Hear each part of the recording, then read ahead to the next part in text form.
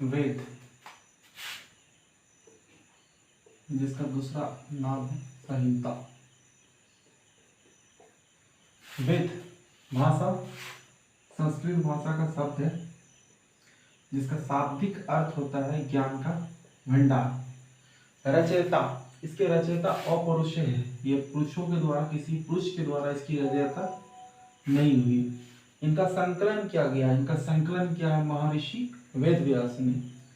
अगर हम लोग बात करें वेद की प्रकार की, तो वेद है हमारे टोटल 4 प्रकार, जिसमें से सबसे प्राचीन है हमारा ऋग्वेद, दूसरा यजुर्वेद, तीसरा सामवेद, चौथा अथर्ववेद।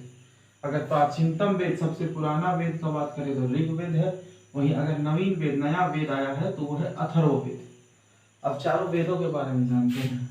प्रथम ऋग्वेद, द्वितीय यजुर्वेद, तृतीय सामवेद, वहीं चतुर्थ अथर्ववेद।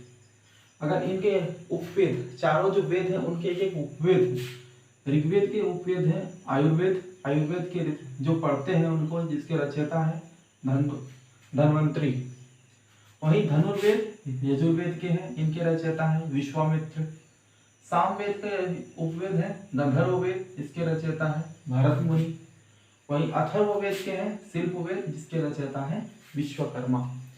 अब इन्हें पढ़ने वाले क्या कहलाते हैं, तो ऋग्वेद को पढ़ने वाले कहलाते हैं होत्री, वहीं अथर्ववेद को पढ़ने वाले कहलाते हैं अथर्वयु, यजुर्वेद को पढ़ने वाले कहते हैं अथर्वयु, वहीं सामवेद को पढ़ने वाले उद्धाता एवं अथर्ववेद को पढ़ने वाले ब्रह्मवेद।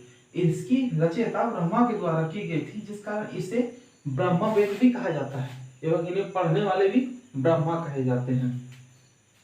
अगर हम बात करें, हमें जानना क्या है, तो ऋग्वेद में 10 मंडल का बात किया गया है। 10 मंडल में सबसे इंपॉर्टेंट अगर मंडल है वो है तीसरा मंडल, जिसमें गायत्री मंत्र का उल्लेख है। गायत्री मंत्र का सर्वप्रथम उच्चारण विश्वामित्र ने किया था। और 10वां मंडल जो है इसमें इंपॉर्टेंट है, 10वां मंडल में आपका वर्ण व्यवस्था का बात है। उसके बाद आते हैं हम लोग यजुर्वेद। यजुर्वेद में यज्ञ के नियम एवं धार्मिक कार्य का उल्लेख है। यजुर का अर्थ ही होता है यज्ञ, इसमें चंपू काव्य भी सम्मिलित है। तो चंपू काव्य का अर्थ क्या होता है, जिसमें गद्य एवं पद दोनों सम्मिलित हो, वह काव्य जो गद्य एवं पद दोनों रूप में हो, उसे हम कहते हैं चंपू काव्य।